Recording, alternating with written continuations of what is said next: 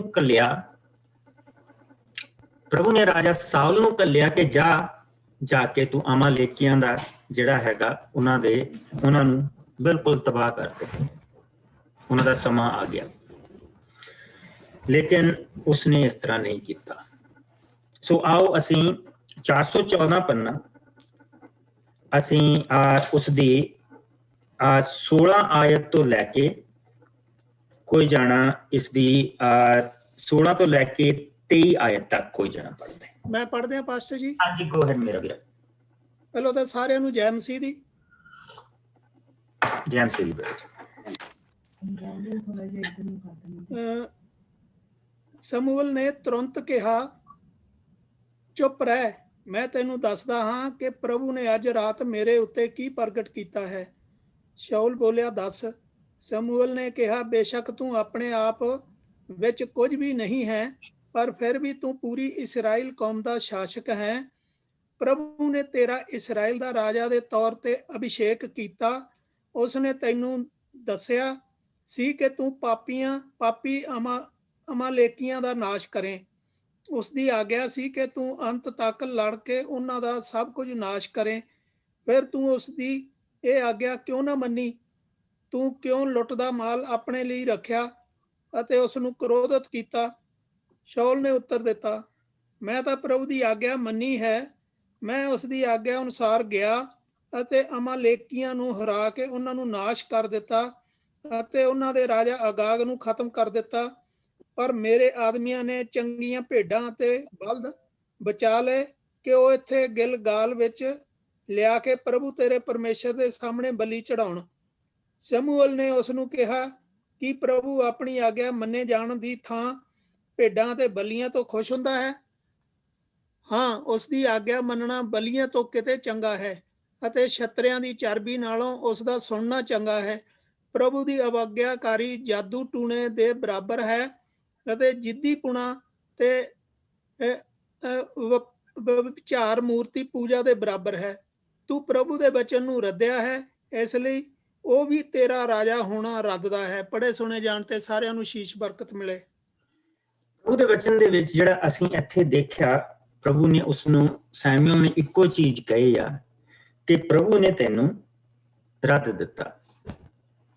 ਉਸਨੇ ਕਿਹਾ ਕਿ ਮੈਂ ਪ੍ਰਭੂ ਦੇ ਲਈ ਬਲੀਆਂ ਚੜਾਉਣ ਦੇ ਲਈ ਇਹ ਬੱਚੇ ਜਿਹੜੇ ਆ, ਇਹ ਜਿਹੜੀਆਂ ਗਾਈਆਂ ਆ, ਇਹ ਜਿਹੜੇ ਬੱਕਰੀਆਂ ਆ, ਇਹ ਮੈਂ ਬਚਾ ਕੇ ਲੈ ਕੇ ਆਇਆ ਕਿ ਤੇਰੇ ਪ੍ਰਭੂ ਦੇ ਸਾਹਮਣੇ ਬਲੀ ਚੜਾਵਾਂ। ਔਰ ਝੂਠ ਬੋਲਦਾ ਪਿਆ, ਉਹ ਝੂਠ ਬੋਲਦਾ ਪਿਆ ਇੱਥੇ। ਔਰ ਸੈਮੂਅਲ ਨੇ ਉਸਨੂੰ ਜਿਹੜੀ ਚੀਜ਼ ਕਹੀ ਆ, ਉਸਨੇ ਇੱਕ ਚੀਜ਼ ਕਹੀ ਆ ਤੇ ਕਿਸੇ ਬੰਦੇ ਨੇ ਬਹੁਤ ਸੋਹਣੀ ਚੀਜ਼ ਇਸ ਨੂੰ ਪੇਸ਼ ਕੀਤਾ ਸੀ ਇੱਥੇ ਜਿੱਥੇ ਅਸੀਂ ਖੜੇ ਹਾਂ। ਔਰ ਉਹ ਇੰਗਲੈਂਡ ਦੇ ਬਹੁਤ ਗੁੱਡ ਪ੍ਰੀਚਰ ਸੀਗੇ, ਸਪਰਜਨ ਨੇ ਕਹੀ ਸੀ ਇਹ ਗੱਲ ਕਿ ਜਿਹੜੇ ਇਜ਼ਰਾਈਲੀ, ਦੋ ਤਰ੍ਹਾਂ ਦੇ ਇਜ਼ਰਾਈਲੀ ਸੀਗੇ। ਉਹ ਜਿਹੜੇ ਪ੍ਰਭੂ ਨੂੰ ਗਾਡ ਤੇ ਮਾਲਕ ਬਣ ਕੇ ਸਮਝਦੇ ਸੀ ਕਿ he is a lord and god. ਔਰ ਉਹ ਜਿਹੜੀ ਬਲੀ ਚੜਾਉਂਦੇ ਸੀ, ਉਹਨਾਂ ਦਾ ਧਿਆਨ ਬਲੀ ਦੇ ਉੱਤੇ ਇੰਨਾ ਨਹੀਂ ਹੁੰਦਾ ਸੀ, ਉਹਨਾਂ ਦਾ ਧਿਆਨ ਆਪਣੇ ਉੱਤੇ ਜ਼ਿਆਦਾ ਹੁੰਦਾ ਸੀ। ਉਹਨਾਂ ਨੂੰ ਆਪਣਾ ਪਾਪ ਦਿਖਾਈ ਦਿੰਦਾ ਸੀ, ਬਲੀ ਦਿਖਾਈ ਨਹੀਂ ਸੀ ਦਿੰਦੀ। ਔਰ ਦੂਸਰੇ ਉਹ ਸੀਗੇ ਜਿਹੜੇ ਬਲੀਆਂ ਚੜਾ ਕੇ ਤੇ ਕਹਿ ਦਿੰਦੇ ਸੀ ਕਿ ਕੰਮ ਖਤਮ ਹੋਇਆ। ਸੋ ਕਹਿੰਦੇ ਜਿਸ ਲਈ ਉਸਨੇ ਸਾਊਲ ਨੂੰ ਗੱਦੀ ਤੋਂ ਹਟਾਇਆ ਤੇ ਸਾਊਲ ਪਰਮੇਸ਼ਰ ਨੂੰ ਗਾਡ ਕਹਿ ਕੇ ਗਾਡ ਨਹੀਂ ਸਮਝਦਾ ਸੀ, ਪਰ ਇਹ ਸਮਝਦਾ ਸੀ ਕਿ ਇਹ ਬਲੀਆਂ ਦਾ ਮੀਟ ਉਹਦੇ ਮੂਹਰੇ ਸੁੱਟ ਕੇ ਤੇ ਉਹਨੂੰ ਮੈਂ ਖੁਸ਼ ਕਰ ਦਊਂਗਾ। ਉਹ ਉਸਨੂੰ ਉਹਦੇ ਉਲਟ ਸਮਝਦਾ ਸੀ, DOG। ਔਰ ਇਹ ਬੁਰਾਈ ਸੀ। ਇਸ ਬੁਰਾਈ ਦੀ ਸਜ਼ਾ ਇਹਨਾਂ ਲੋਕਾਂ ਨੂੰ ਬਹੁਤ ਦੇਰ ਤੱਕ ਮਿਲਦੀ ਰਹੀ। ਲੇਕਿਨ ਪ੍ਰਭੂ ਦੇ ਉਹ ਲੋਕ ਜਿਹੜੇ ਇਹ ਸਮਝਦੇ ਸੀ ਕਿ ਗਾਡ ਇਜ਼ ਗਾਡ, ਉਸਦੀ ਸੇਵਾ ਕਰਦੇ ਸੀ ਬੜੀ ਪਵਿੱਤਰਤਾ ਦੇ ਨਾਲ। ਔਰ ਪਵਿੱਤਰਤਾ ਉਹ ਨਹੀਂ ਜੋ ਸਾਡੇ ਅੰਦਰ ਪਵਿੱਤਰ ਹੋ ਚੁੱਕਾ, ਪਵਿੱਤਰਤਾ ਉਹ ਆ ਜਿਹੜੀ ਅਪਵਿੱਤਰਤਾ ਅਸੀਂ ਪ੍ਰਭੂ ਦੇ ਸਾਹਮਣੇ ਲੈ ਕੇ ਆਉਂਦੇ ਹਾਂ, ਜਿਨ੍ਹਾਂ ਨੂੰ ਉਹ ਪਵਿੱਤਰ ਕਰਦਾ। ਸੋ ਜਿਸ ਵੇਲੇ ਅਸੀਂ ਪ੍ਰਭੂ ਦੇ ਇੱਥੇ ਵਚਨ ਦੇ ਵਿੱਚ ਜਾਂਦੇ ਹਾਂ ਤਾਂ ਸਾਊਲ ਨੇ ਹੁਣ 24ਵੀਂ ਆਇਤ ਦੇ ਵਿੱਚ ਦੇਖੋ, ਬੜੇ ਧਿਆਨ ਦੇ ਨਾਲ ਦੇਖਿਓ। ਸਾਊਲ ਨੇ ਕਿਹਾ, ਸੱਚਮੁੱਚ ਮੈਂ ਪਾਪ ਕੀਤਾ ਹੈ, ਮੈਂ ਪ੍ਰਭੂ ਦੀ ਆਗਿਆ ਤੋੜੀ ਅਤੇ ਤੇਰੀਆਂ ਹਦਾਇਤਾਂ ਦੀ ਕੋਈ ਪਰਵਾਹ ਨਾ ਕੀਤੀ, ਮੈਂ ਆਪਣੇ ਲੋਕਾਂ ਤੋਂ ਡਰ ਗਿਆ ਸੀ। ਅੱਗੇ ਦੇਖੋ, ਇਸ ਲਈ ਮੈਂ ਉਹਨਾਂ ਦੀ ਗੱਲ ਮੰਨੀ, ਪਰ ਤੂੰ ਮੇਰੇ ਪਾਪ ਮਾਫ ਕਰ ਦੇ ਅਤੇ ਮੇਰੇ ਨਾਲ ਗਿਲਗਾਲ ਨੂੰ ਚੱਲ ਕੇ ਮੈਂ ਪ੍ਰਭੂ ਦੀ ਉਪਾਸਨਾ ਕਰਾਂ। ਉਹਦੀ ਸਮਝ ਦੇ ਵਿੱਚ ਕੋਈ ਚੀਜ਼ ਨਹੀਂ ਆਈ, ਕੁਛ ਨਹੀਂ ਉਹਦੀ ਸਮਝ ਦੇ ਵਿੱਚ ਆਇਆ। ਸੈਮੂਅਲ ਨੇ ਉੱਤਰ ਦਿੱਤਾ, ਨਹੀਂ, ਮੈਂ ਤੇਰੇ ਨਾਲ ਨਹੀਂ ਜਾਵਾਂਗਾ, ਕਿਉਂਕਿ ਤੂੰ ਪ੍ਰਭੂ ਦੇ ਵਚਨ ਨੂੰ ਰੱਦਿਆ ਹੈ ਅਤੇ ਉਸਨੇ ਤੈਨੂੰ ਇਜ਼ਰਾਈਲ ਦਾ ਰਾਜਾ ਹੋਣ ਤੋਂ ਰੱਦ ਦਿੱਤਾ ਹੈ। ਇੱਕ ਰਾਜਾ ਦੇ ਸਾਹਮਣੇ ਖੜੇ ਹੋ ਕੇ ਇਹ ਗੱਲ ਕਰਨੀ ਸੀ। ਉਸਨੂੰ ਕਿਸੇ ਪੋਜੀਸ਼ਨ ਦਾ ਡਰ ਨਹੀਂ, ਕਿਸੇ ਚੀਜ਼ ਦਾ ਡਰ ਨਹੀਂ, ਜਿਸ ਲਈ ਪ੍ਰਭੂ ਨੇ ਉਸਨੂੰ ਘੱਲਿਆ ਹੈ। ਇਹ ਕਹਿ ਕੇ ਸੈਮੂਅਲ ਨੇ ਜਾਣ ਦੇ ਲਈ ਪਿਛਾਂਹ ਮੁੜਿਆ, ਪਰ ਸਾਊਲ ਨੇ ਉਸਦਾ ਚੋਗਾ ਕੱਸ ਕੇ ਫੜ ਲਿਆ ਜੋ ਪਾਟ ਗਿਆ। ਸੈਮੂਅਲ ਨੇ ਕਿਹਾ, ਪ੍ਰਭੂ ਨੇ ਤੇਰਾ ਰਾਜ ਅੱਜ ਤੇਰੇ ਕੋਲੋਂ ਪਾੜ ਕੇ ਤੇਰੇ ਗੁਆਂਢੀ ਦੇ ਹੱਥੀਂ ਸੌਂਪ ਦਿੱਤਾ ਹੈ ਜੋ ਤੇਰੇ ਤੋਂ ਚੰਗਾ ਹੈ। ਇਜ਼ਰਾਈਲ ਦੀ ਸ਼ਾਨ ਅਰਥਾਤ ਪ੍ਰਭੂ ਨਾ ਝੂਠ ਬੋਲਦਾ ਹੈ ਅਤੇ ਨਾ ਹੀ ਪਛਤਾਉਂਦਾ ਹੈ, ਕਿਉਂਕਿ ਉਹ ਮਨੁੱਖ ਨਹੀਂ ਹੈ। ਸਾਊਲ ਨੇ ਉੱਤਰ ਦਿੱਤਾ, ਠੀਕ ਹੈ, ਮੈਂ ਪਾਪ ਕੀਤਾ ਹੈ, ਪਰ ਤੂੰ ਮੇਰੇ ਲੋਕਾਂ, ਬਜ਼ੁਰਗਾਂ ਅਤੇ ਇਜ਼ਰਾਈਲੀ ਸਾਹਮਣੇ ਮੇਰਾ ਮਾਣ ਰੱਖ ਅਤੇ ਮੇਰੇ ਨਾਲ ਚੱਲ, ਤਾਂ ਜੋ ਮੈਂ ਜਾ ਕੇ ਪ੍ਰਭੂ ਤੇਰੇ ਪਰਮੇਸ਼ਵਰ ਦੀ ਉਪਾਸਨਾ ਕਰਾਂ।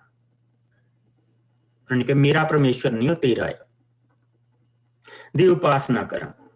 ਸੋ ਸੈਮੂਅਲ ਸਾਊਲ ਦੇ ਨਾਲ ਗਿਲਗਾਲ ਨੂੰ ਗਿਆ ਅਤੇ ਸਾਊਲ ਨੇ ਉੱਥੇ ਪ੍ਰਭੂ ਦੀ ਉਪਾਸਨਾ ਕੀਤੀ। ਤਦ ਸਾਊਲ ਨੇ ਕਿਹਾ, ਅਮਾਲੇਕੀ ਰਾਜਾ ਅਗਾਗ ਨੂੰ ਮੇਰੇ ਕੋਲ ਲੈ ਕੇ ਆਓ। ਅਗਾਗ ਨਿਸ਼ਚਿੰਤ ਹੋ ਕੇ ਇਹ ਸੋਚਦਾ ਹੋਇਆ ਕਿ ਉੱਥੇ ਹਾਜ਼ਰ ਹੋਇਆ ਹੁਣ ਮੌਤ ਦਾ ਛਾਇਆ ਮੇਰੇ ਕੋਲੋਂ ਦੂਰ ਹੋ ਗਿਆ ਹੈ। ਪਰ ਸੈਮੂਅਲ ਨੇ ਉਸਨੂੰ ਕਿਹਾ, ਜਿਸ ਤਰ੍ਹਾਂ ਤੇਰੀ ਤਲਵਾਰ ਦੇ ਨਾਲ ਬਹੁਤ ਸਾਰੀਆਂ ਮਾਵਾਂ ਨਿਸੰਤਾਨ ਹੋ ਗਈਆਂ, ਇਸੇ ਤਰ੍ਹਾਂ ਅੱਜ ਤੇਰੀ ਮਾਂ ਵੀ ਨਿਸੰਤਾਨ ਹੋ ਜਾਏਗੀ। ਇਹ ਕਹਿ ਕੇ ਸੈਮੂਅਲ ਨੇ ਵੇਦੀ ਦੇ ਸਾਹਮਣੇ ਅਗਾਗ ਦੇ ਟੋਟੇ ਕਰ ਦਿੱਤੇ। ਇਹ ਕੰਮ ਕਰਕੇ ਸੈਮੂਅਲ ਰਾਮਾ ਨੂੰ ਚਲਾ ਗਿਆ ਅਤੇ ਸਾਊਲ ਆਪਣੇ ਨਗਰ ਗਿਬਹਾ ਨੂੰ। ਇਸ ਦੇ ਪਿੱਛੋਂ ਸੈਮੂਅਲ ਦੀ ਮੌਤ ਹੋਣ ਤੱਕ ਸਾਊਲ ਨੂੰ ਨਾ ਮਿਲਿਆ, ਪਰ ਉਸ ਦੇ ਲਈ ਉਦਾਸ ਰਿਹਾ। ਪ੍ਰਭੂ ਨੇ ਸਾਊਲ ਨੂੰ ਰਾਜਾ ਬਣਾਉਣ ਦੇ ਲਈ ਅਫਸੋਸ ਕੀਤਾ, ਕਿਉਂਕਿ ਸਾਰੀ ਕੌਮ ਦੇ ਉੱਤੇ ਉਹ ਪਾਪ ਲੈ ਕੇ ਆਇਆ। ਅੱਛਾ, ਹੁਣ ਤੁਹਾਨੂੰ ਪੈਨ ਦੀ ਲੋੜ ਆ। ਅਗਰ ਤੁਹਾਡੇ ਕੋਲ ਆਪਣੇ ਕੋਲ ਪੈਨ ਰੱਖਿਓ, ਕਿਉਂਕਿ ਹੁਣ ਅਸੀਂ ਜਿਹੜੇ ਦਾਊਦ ਦੇ ਲਿਖਿਓ ਸਾਮ, ਜਿਹੜੇ ਉਸਨੇ ਜ਼ਬੂਰ ਭਜਨ ਲਿਖਿਓ ਆ, ਉਹ ਕਿਸ ਕਿਸ ਜਗ੍ਹਾ ਦੇ ਉੱਤੇ ਆਉਂਦੇ ਆ, ਹੁਣ ਅਸੀਂ ਉਹਨਾਂ ਭਜਨਾਂ ਨੂੰ ਦੇਖਣਾ। ਸੋ ਜਿਸ ਤਰ੍ਹਾਂ ਕਿ ਮੈਂ ਆਪਣੀ ਬਾਈਬਲ ਦੇ ਇੱਥੇ, ਅਗਰ ਤੁਸੀਂ ਦੇਖ ਸਕਦੇ ਹੋ, ਤੇ ਮੈਂ ਆਪਣੀ ਬਾਈਬਲ ਦੇ ਇੱਥੇ ਕੋਨੇ ਤੇ ਸਾਮ 1 ਲਿਖਿਆ ਆ, ਰਾਈਟ। ਹੁਣ ਇੱਥੇ ਉਹ ਪ੍ਰਭੂ ਦੇ ਭਜਨ ਆਉਣੇ ਸ਼ੁਰੂ ਹੋ ਜਾਣੇ। ਸੋ ਹਾਂ, ਹੁਣ ਕੋਈ ਜਾਣਾ, ਪਹਿਲਾਂ ਆਓ ਮੈਂ ਹੀ ਪੜ੍ਹ ਦਿੰਦਾ ਥੋੜਾ ਜਿਹਾ ਹੋਰ। ਤਦ ਪ੍ਰਭੂ ਨੇ ਸੈਮੂਅਲ ਨੂੰ ਕਿਹਾ, ਤੂੰ ਸਾਊਲ ਦੇ ਲਈ ਕਦੋਂ ਤੱਕ ਸੋਗ ਕਰਦਾ ਰਹੇਂਗਾ? ਮੈਂ ਉਸ ਨੂੰ ਇਜ਼ਰਾਈਲ ਦੀ ਰਾਜਗੱਦੀ ਤੋਂ ਰੱਦ ਦਿੱਤਾ ਹੈ।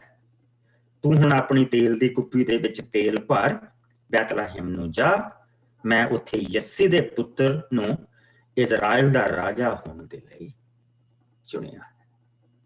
ਹੁਣ ਕੋਈ ਜਣਾ ਸਾਮ 1 ਪੜ੍ਹੇ, ਪਹਿਲਾ ਜ਼ਬੂਰ, ਪਹਿਲਾ ਭਜਨ। मैं पढ़ता हूँ। हाँ जी।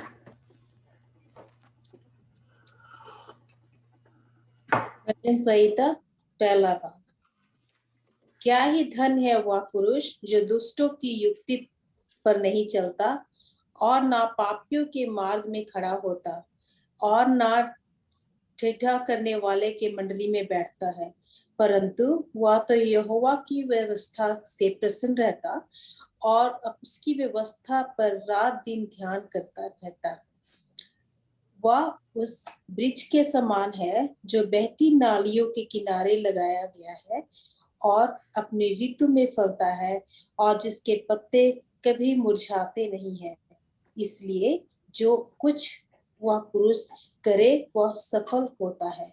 दुष्ट लोग ऐसे नहीं होते, वे उस भूमि की समान होते हैं जो पवन की में से उड़ाई जाती है। इस कारण दुष्ट लोग अदालत में स्थिर न रह सकेंगे और ना पापी के धर्मियों की मंडली में ठहरेंगे, क्योंकि यहोवा धर्मियों का मार्ग जानता है परंतु दुष्टों का मार्ग नष्ट हो जाएगा। तो पन्ना है 826 अगर तुहाडे कोल पंजाबी ਦੀਆਂ ਬਾਈਬਲਾਂ और उसदी एक चीज है ये ਜਿਹੜਾ ਜ਼ਬੂਰ ਆ ਇਹ ਬੇਸਿਕਲੀ ਨਸੀਹਤ ਆ। इस जबूर दे वाल ये देखा देख के ये क्या जानता कि जान ये जड़ा जबूर आ ये इसदी दादी ने जां इसदी पड़दादी दा है और जां इसदी मां दा है जो इसनू समझाया गया। और इस करके प्रभु ने ये वो चीजां इकट्ठियां करके इत्थे लिखदा पिया। ये नसीहत और नसीहत दे विच उसनू ये कह दिया गया कि धन है वो मनुख जो दुष्टां दी सलाह नहीं मानता, जो पापियां दे पिछे नहीं लगदा, जो होछियां दे संग नहीं बहंदा। दुष्ट पापी होछा इक्को चीज है, उदां एक वखरा वखरे तरीके दे नाल इसनू दस्सिया गया। जिहड़ा मेन चीज है वो इस जबूर दा पिछला हिस्सा है। जिसले सलाह मान लई तो फिर उन्हां दे नाल भी तुर पांगे, जिसले उन्हां दे नाल तुर पे ते उन्हां दे नाल बह भी जा। सो ओ मनुख जिसले वो सानू सलाहां दिंदे आ कि इस तरह भी हो सकता, इदां भी हो सकता, वो उत्थे उस चीज नू खत्म कर दिंदा। उत्थे ही कह दिंदा कि अच्छा भाई तेरे लिए काम तेरे लिए होएगा, मेरे लिए नहीं, मेरे लिए नहीं। उसने उत्थों ही अपना स्टैप जिहड़ा पिछे खिंच लिया। और फिर वो करदा की है उस समय दे विच जे यही नहीं करता तो उस समय नू किस तरह वरतदा पिया। प्रभु दी व्यवस्था उसदी खुशी है, वो रात दिन उस दे विच मगन रहंदा है। वो उस रख रुख वर्गा है जो वगदी नहर दे कंढे ते लगा होया है, जो अपने मौसम दे उत्ते फल दिंदा है, जिस दे पत्ते कदी कुमलाउंदे नहीं अते जिस दा हर काम सफल होंदा है। सो उसने अपना ध्यान प्रभु दे वचन दे वल लाया है। उसने वो रात दिन जिहड़ा उसे दे विच मगन रहिंदा, और जिसले वो उस दे विच मगन रहिंदा ते उसदियां कई चीजां जिहड़ियां ओह बरकत वालियां होणियां शुरू हो जांदियां। किस तरह वो वगदी नहर दे कंढे दे उत्ते लगा होया है अते जो मौसम ते फल लग दिंदा है, जिस दे पत्ते कदी कुमलाउंदे नहीं, जिस दा हर काम सफल हुंदा है। दुष्ट इस तरह दे नहीं हुंदे। उसने हुण दूसरे पासे दस्सिया दुष्ट इस तरह दे नहीं हुंदे, वो हवा दे नाल उड़ जाण वाली तूड़ी दे वांग हुंदे हन। साल नूं की किया उन्हें, प्रभु ने तेनू चुनिया सी पर हुण उसने तेनू छड्ड दित्ता।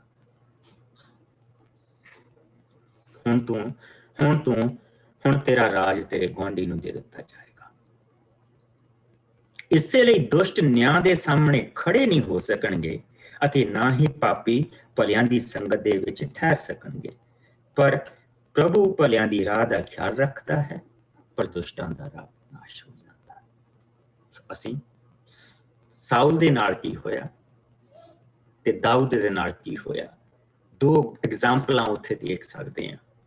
ते एक दे रस्ते ਜਿਹੜੇ ਸੀ ਉਹ ਹੁਣ ਭ੍ਰਸ਼ਟ ਪਾਸੇ ਵੱਲ ਨੂੰ ਚੱਲ ਪਏ, ਔਰ ਜਿਹੜਾ ਦੂਸਰਾ ਸੀ ਉਹਦਾ ਰਸਤੇ ਪ੍ਰਭੂ ਦੇ ਵੱਲ ਨੂੰ ਚੱਲ ਪਏ। ਅੱਛਾ, ਹੁਣ ਕੋਈ ਜਾਣਾ ਇਸ ਦੀ 2 ਆਇਤ ਤੋਂ ਲੈ ਕੇ 1 ਆਇਤ ਤੋਂ ਲੈ ਕੇ 10 ਆਇਤ ਤੱਕ ਪੜ੍ਹਦਾ ਹੈ। 16ਵਾਂ ਭਾਵ 1 ਤੋਂ 10 ਜਿਸ ਨੂੰ ਮਿਲ ਜਾਏ। ਅਸੀਂ ਸੈਮੂਅਲ ਦੇ ਵਿੱਚ ਫਸਟ ਸੈਮੂਅਲ ਦੇ ਵਿੱਚ ਇਹ ਸਾਡਾ ਮੇਨ ਟੈਕਸਟ ਆ, ਅਸੀਂ ਇੱਥੇ ਰਵਾਂਗੇ। मैं पढ़ने पास हाँ जी। दाऊद दा राजा बन लई अभिषेक। तद प्रभु ने सैमुअल नूं कहा, तू साउल दे लई कदों तक सो करदा रहेगा?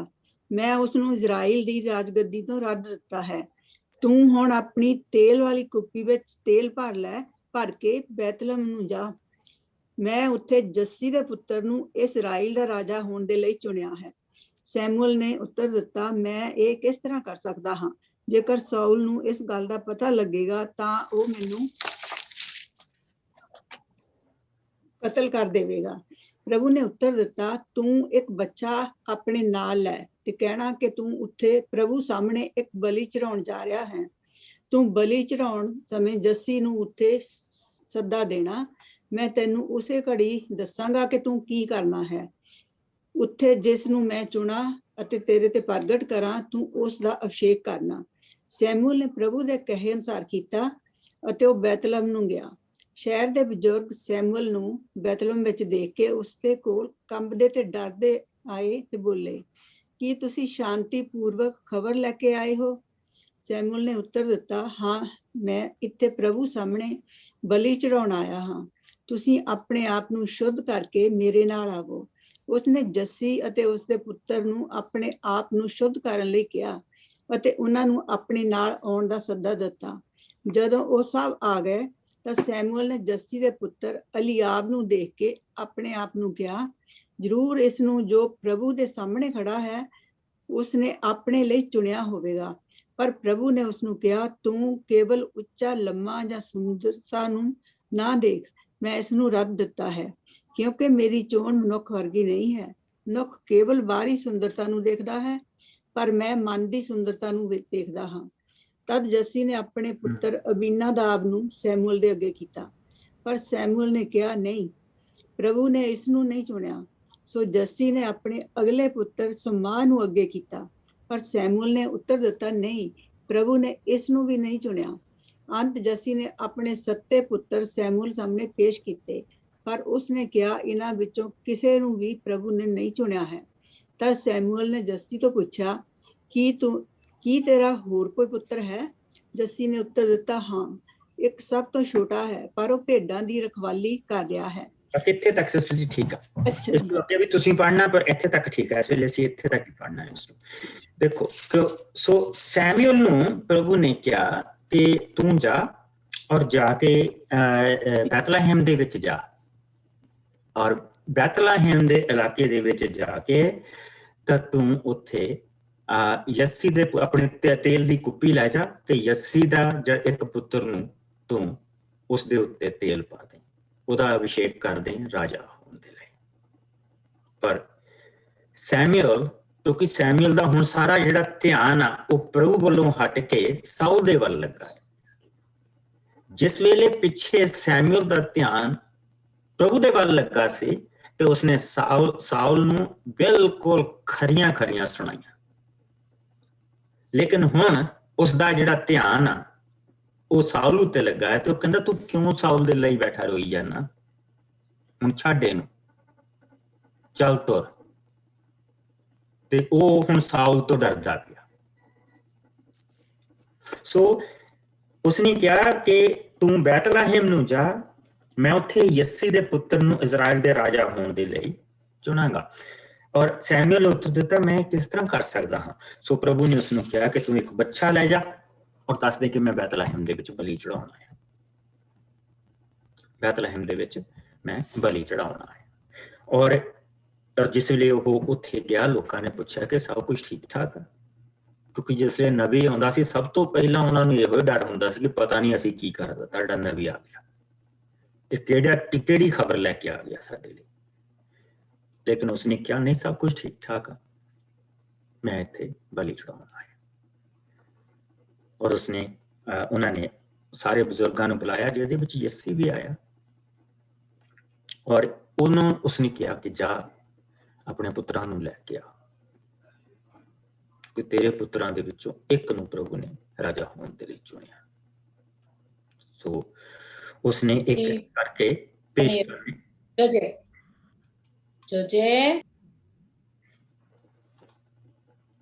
ਉਸਨੇ ਇੱਕ ਕਰਕੇ ਸਾਰੇ ਪੁੱਤਰ ਪੇਸ਼ ਕਰਨੇ ਸ਼ੁਰੂ ਕੀਤੇ। ਪ੍ਰਭੂ ਨੇ ਕਿਹਾ ਕਿ ਉਸਨੂੰ ਦੱਸਿਆ ਕਿ ਨਹੀਂ ਬੇ, ਤੂੰ ਤਾਂ ਉੱਚਾ ਲੰਮਾ ਦੇਖੀ ਚਲੀ ਜਾਣਾ, ਤਕੜਾ ਦੇਖੀ ਜਾਣਾ, ਇਹਨਾਂ ਵਿੱਚ ਤਾਂ ਕੋਈ ਵੀ ਹੈ ਨਹੀਂ। ਜਿਹੜੀ ਮੇਨ ਚੀਜ਼ ਆ, ਅਗਰ ਕਿਸੇ ਨੂੰ ਕਿਹਾ ਜਾਵੇ ਕਿ ਤੂੰ ਆਪਣੇ ਪੁੱਤਰਾਂ ਨੂੰ ਲੈ ਕੇ ਆ, ਤਾਂ ਕੀ ਤੁਸੀਂ ਇੱਕ ਪੁੱਤਰ ਨੂੰ ਪਿੱਛੇ ਛੱਡ ਦਿਓਗੇ? ਉਸਦੇ ਬਾਪ ਦੀ ਨਜ਼ਰ ਦੇ ਵਿੱਚ ਉਹ ਇਸ ਦੇ ਯੋਗ ਨਹੀਂ, ਉਹ ਦੁਨਿਆਵੀ ਤੌਰ ਤੇ ਸਮਾਰਟ ਨਹੀਂਗਾ, ਉਹ ਭੇਡਾਂ ਚਾਰਨ ਜੋਗਾ ਹੀ ਆ। ਇਸ ਕਰਕੇ ਉਸ ਨੂੰ ਨਹੀਂ ਬੁਲਾਇਆ ਗਿਆ। ਉਹਦਾ ਬਾਪ ਸੋਚਦਾ ਪਿਆ ਕਿ ਇਹ ਨਹੀਂ ਹੋ ਸਕਦਾ, ਲੇਕਿਨ ਉਸ ਨੂੰ ਇਹ ਨਹੀਂ ਸੀ ਪਤਾ ਕਿ ਇਹ ਵਗਦੇ ਚਸ਼ਮੇ ਦੇ ਲਾਗੇ ਲੱਗਾ ਰੁੱਖ, ਜਿਸ ਨੇ ਆਪਣਾ ਧਿਆਨ ਪ੍ਰਭੂ ਦੇ ਵੱਲ ਲਾਇਆ ਹੈ, ਔਰ ਜਿਹੜਾ ਪ੍ਰਭੂ ਦੇ ਵਿੱਚ ਮਗਨ ਰਹਿੰਦਾ, ਖੁਸ਼ ਰਹਿੰਦਾ,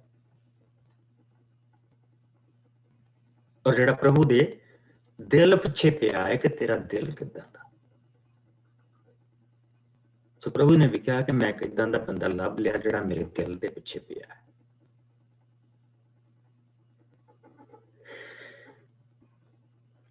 ਔਰ ਇੱਥੇ ਅਸੀਂ ਉਸਨੇ ਕਿਹਾ ਕਿ ਤੇਰਾ ਹੋਰ ਵੀ ਕੋਈ ਪੁੱਤਰ ਹੈ? ਹਾਂ ਕਹਿੰਦਾ ਇੱਕ ਹੈਗਾ, ਭੇਡਾਂ ਚਾਰਦਾ ਪਿਆ। ਹੁਣ ਅਸੀਂ ਇੱਥੇ Psalm 39 ਜ਼ਬੂਰ 39 ਜਿਹੜਾ ਦਾਊਦ ਦਾ ਲਿਖਿਆ ਜ਼ਬੂਰ, ਉਹ ਇੱਥੇ ਅਸੀਂ ਦੇਖਾਂਗੇ। ਉਸ ਦੀਆਂ 14 ਆਇਤਾਂ। ਜ਼ਬੂਰ 39 ਜਿਹੜਾ 13 ਆਇਤਾਂ 861 ਪੰਨਾ ਜਿਸ ਨੂੰ ਮਿਲ ਜਾਏ ਉਹ ਇਸ ਨੂੰ ਪੜ੍ਹਦੇ। ਹਾਂਜੀ, ਮੈਂ ਪੜ੍ਹਦੀ ਹਾਂ ਫਸਟ ਜੀ। ਹਾਂਜੀ, ਪੇਜ 861 39। ਮੈਂ ਕਿਹਾ, ਮੈਂ ਆਪਣੇ ਰਾਹ ਦਾ ਧਿਆਨ ਰੱਖਾਂਗਾ ਕਿ ਮੈਂ ਆਪਣੇ ਮੂੰਹ ਨਾਲ ਪਾਪ ਨਾ ਕਰਾਂ। ਜਦੋਂ ਦੁਸ਼ਟ ਮੇਰੇ ਲਾਗੇ ਹੋਣ ਤਾਂ ਮੈਂ ਆਪਣੇ ਮੂੰਹੋਂ ਕੋਈ ਸ਼ਬਦ ਨਹੀਂ ਕੱਢਾਂਗਾ। ਸੋ ਮੈਂ ਆਪਣਾ ਮੂੰਹ ਬੰਦ ਕਰ ਲਿਆ। ਮੈਂ ਭਲਾਈ ਦੇ ਬਾਰੇ ਵੀ ਕੁਝ ਨਾ ਕਿਹਾ, ਪਰ ਮੇਰੀ ਪੀੜ ਵੱਧਦੀ ਹੀ ਗਈ। ਮੇਰਾ ਦਿਲ ਉਬਾਲੇ ਖਾਣ ਲੱਗਾ, ਮੇਰੀਆਂ ਸੋਚਾਂ ਦੀ ਅੱਗ ਭੜਕ ਉੱਠੀ। ਤਦ ਮੈਂ ਬੋਲ ਉੱਠਿਆ, ਹੇ ਪ੍ਰਭੂ, ਮੇਰੇ ਅੰਤ ਬਾਰੇ ਮੈਨੂੰ ਦੱਸ। ਮੈਂ ਕਿੰਨੇ ਦਿਨ ਹੋਰ ਜੀਵਾਂਗਾ? ਤੂੰ ਮੇਰੇ ਜੀਵਨ ਦੇ ਛੋਟੇਪਨ ਬਾਰੇ ਦੱਸ। ਤੂੰ ਮੇਰੇ ਜੀਵਨ ਕਾਲ ਨੂੰ ਬਹੁਤ ਛੋਟਾ ਬਣਾਇਆ ਹੈ। ਤੇਰੇ ਸਾਹਮਣੇ ਮੇਰੇ ਜੀਵਨ ਦਾ ਕੋਈ ਮੁੱਲ ਨਹੀਂ ਹੈ। ਸੱਚਮੁੱਚ ਮਨੁੱਖ ਦਾ ਜੀਵਨ ਕੁਝ ਹੀ ਪਲਾਂ ਦੇ ਲਈ ਹੈ। ਮਨੁੱਖ ਸੱਚਮੁੱਚ ਛਾਇਆ ਦੇ ਵਾਂਗ ਚੱਲਦਾ ਫਿਰਦਾ ਹੈ। ਉਹ ਵਿਅਰਥ ਰੌਲਾ ਪਾਉਂਦਾ ਹੈ, ਪਰ ਨਹੀਂ ਜਾਣਦਾ ਉਸਦੇ ਜੋੜੇ ਮਾਲ ਨੂੰ ਕੌਣ ਵਰਤੇਗਾ। ਸੋ ਹੇ ਪ੍ਰਭੂ, ਮੈਂ ਹੁਣ ਕਿਸ ਦੀ ਉਡੀਕ ਕਰਾਂ? ਮੇਰੀ ਆਸ਼ਾ ਤਾਂ ਤੇਰੇ ਉੱਤੇ ਹੀ ਹੈ। ਤੂੰ ਮੈਨੂੰ ਮੇਰੇ ਸਾਰੇ ਅਪਰਾਧਾਂ ਤੋਂ ਛੁਟਕਾਰਾ ਦੇ ਅਤੇ ਮੈਨੂੰ ਮੂਰਖ ਮਨੁੱਖ ਦੇ ਹਾਸੇ ਦਾ ਕਾਰਨ ਨਾ ਬਣਨ ਦੇ। ਮੈਂ ਆਪਣਾ ਮੂੰਹ ਬੰਦ ਰੱਖਾਂਗਾ ਅਤੇ ਇੱਕ ਵੀ ਸ਼ਬਦ ਨਹੀਂ ਬੋਲਾਂਗਾ, ਕਿਉਂਕਿ ਇਹ ਸਭ ਤੂੰ ਹੀ ਕੀਤਾ ਹੈ। ਤੂੰ ਮੈਨੂੰ ਹੋਰ ਨਾ ਮਾਰ, ਕਿਉਂਕਿ ਤੇਰੇ ਹੱਥ ਦੀ ਮਾਰ ਨਾਲ ਹੀ ਮੈਂ ਖਤਮ ਹੋਇਆ ਹਾਂ। ਤੂੰ ਮਨੁੱਖ ਨੂੰ ਝੰਬ ਝਾੜ ਕੇ ਉਸ ਦੇ ਅਪਰਾਧ ਦੀ ਸਜ਼ਾ ਦਿੰਦਾ ਹੈ। ਤੂੰ ਕੀੜੇ ਦੀ ਤਰ੍ਹਾਂ ਉਸਦੀ ਸੁੰਦਰਤਾ ਚੱਟ ਕਰ ਦਿੰਦਾ ਹੈ। ਸੱਚਮੁੱਚ ਮਨੁੱਖ ਦਾ ਜੀਵਨ ਕੁਝ ਹੀ ਪਲਾਂ ਲਈ ਹੈ। ਹੇ ਪ੍ਰਭੂ, ਤੂੰ ਮੇਰੀ ਪ੍ਰਾਰਥਨਾ ਸੁਣ। ਤੂੰ ਮੇਰੀ ਪੁਕਾਰ ਤੇ ਧਿਆਨ ਦੇ। ਮੇਰੇ ਹੰਝੂਆਂ ਤੇ ਚੁੱਪ ਨਾ ਰਹਿ। ਮੈਂ ਆਪਣੇ ਪੁਰਖਿਆਂ ਦੀ ਤਰ੍ਹਾਂ ਤੇਰਾ ਕੁਝ ਚਿਰ ਦੇ ਲਈ ਪ੍ਰਾਹੁਣਾ ਹਾਂ। ਤੂੰ ਮੇਰੇ ਤੋਂ ਆਪਣੀ ਬੁਰੀ ਨਜ਼ਰ ਹਟਾ ਲੈ ਕਿ ਮੈਂ ਖਤਮ ਹੋਣ ਤੋਂ ਪਹਿਲਾਂ ਸੁੱਖ ਦਾ ਸਾਹ ਲੈ ਸਕਾਂ। ਆਮੀਨ। ਸਾਹ ਲੈ ਸਕ। ਇਹ ਜਿਹੜੇ ਜ਼ਬੂਰ ਹੈ, ਇਹ ਉਸਦਾ ਪ੍ਰਭੂ ਨੂੰ ਜਿਹੜਾ ਲੱਭਦਾ ਪਿਆ, ਜਿਹੜਾ ਪ੍ਰਭੂ ਦੇ ਪਿੱਛੇ ਪਿਆ ਔਰ ਉਸਨੂੰ ਦੱਸਦਾ ਪਿਆ ਕਿ ਇਹ ਤਾਂ ਕੁਛ ਵੀ ਨਹੀਂ, ਮੇਰੀ ਇਹ ਤਾਂ ਇੱਕ ਸਾਹ ਆ, ਆਇਆ ਨਹੀਂ ਆਇਆ। ਸੋ ਮੈਨੂੰ ਤੂੰ ਦੱਸ, ਮੇਰੇ ਛੋਟੇਪਨ ਨੂੰ ਸਿਖਾ, ਮੈਨੂੰ ਮੇਰੇ ਮਨ ਨੂੰ ਇਹ ਸਿਖਾ ਕਿ ਮੈਂ ਇੱਥੇ ਸਦਾ ਨਹੀਂ ਰਹਿਣਾ। ਮੈਨੂੰ ਮੇਰਾ ਮਨ ਅਮਾਲ ਮੱਤਿਆਂ ਤੋਂ ਤੂੰ ਪਰਾਂ ਕਰ। ਉਹ ਆਪਣੇ, ਇਹ ਹੈ ਪ੍ਰਭੂ ਦੇ ਵਿੱਚ ਮਗਨ ਇਨਸਾਨ ਦੀ ਨਿਸ਼ਾਨੀ। ਉਹ ਆਪਣਾ ਆਪ ਨੂੰ ਇਹ ਨਹੀਂ ਦੱਸਦਾ ਪਿਆ ਕਿ ਮੈਂ 17 ਸਾਲਾਂ ਦਾ ਜਾਂ ਮੈਂ 16 ਸਾਲਾਂ ਦਾ। ਉਹ ਇਹੀ ਦੱਸਦਾ ਪਿਆ ਕਿ ਆਉਣ ਵਾਲੇ ਜਿਹੜੇ ਦਿਨ ਆ, ਪਤਾ ਨਹੀਂ ਕਿਸ ਦਿਨ ਖਤਮ ਹੋ ਜਾਏ। ਸੋ ਮੈਨੂੰ ਆਪਣੀ ਹਜ਼ੂਰੀ, ਆਪਣੀ ਨਜ਼ਦੀਕੀ ਦੇ ਨਾਲ, ਔਰ ਪ੍ਰਭੂ, ਕਿਉਂਕਿ ਉਹ ਪ੍ਰਭੂ ਦੀ ਖੋਜ ਦੇ ਵਿੱਚ, ਉਹ ਸਦੀਪਕ ਜ਼ਿੰਦਗੀ ਦੀ ਖੋਜ ਦੇ ਵਿੱਚ, ਕਿਉਂਕਿ ਅਸੀਂ ਬਹੁਤ ਸਾਰੇ ਦੋ ਰਾਈਟਰ ਆ ਜਿਨ੍ਹਾਂ ਦੀਆਂ ਲਿਖਤਾਂ ਦੇ ਵਿੱਚ ਅਸੀਂ ਇਹ ਚੀਜ਼ਾਂ ਪਾਉਂਦੇ ਆ, ਮੁਕਤੀ ਔਰ ਸਦੀਪਕ ਜ਼ਿੰਦਗੀ। ਔਰ ਉਹ ਹੈ ਦਾਊਦ ਦੀਆਂ ਲਿਖਤਾਂ ਦੇ ਵਿੱਚ ਸਭ ਤੋਂ ਜ਼ਿਆਦਾ ਔਰ ਆਇਜ਼ਿਆ ਦੀਆਂ ਲਿਖਤਾਂ ਦੇ ਵਿੱਚ ਸਭ ਤੋਂ ਜ਼ਿਆਦਾ, ਯਸਾਇਆ ਨਬੀ ਦੀਆਂ ਲਿਖਤਾਂ ਦੇ ਵਿੱਚ ਸਭ ਤੋਂ ਜ਼ਿਆਦਾ। ਔਰ ਇਹ ਦੋ ਨਬੀ ਆ ਜਿਹੜੇ, ਕਿਉਂਕਿ ਦਾਊਦ ਰਾਜਾ ਵੀ ਸੀ, ਨਬੀ ਵੀ ਸੀ, ਇਹ ਪ੍ਰੋਫਿਟ ਵੀ ਸੀ, ਔਰ ਪ੍ਰਭੂ ਨੇ ਇਸ ਨੂੰ ਦੋਨਾਂ ਕੰਮਾਂ ਦੇ ਲਈ ਚੁਣਿਆ ਸੀ।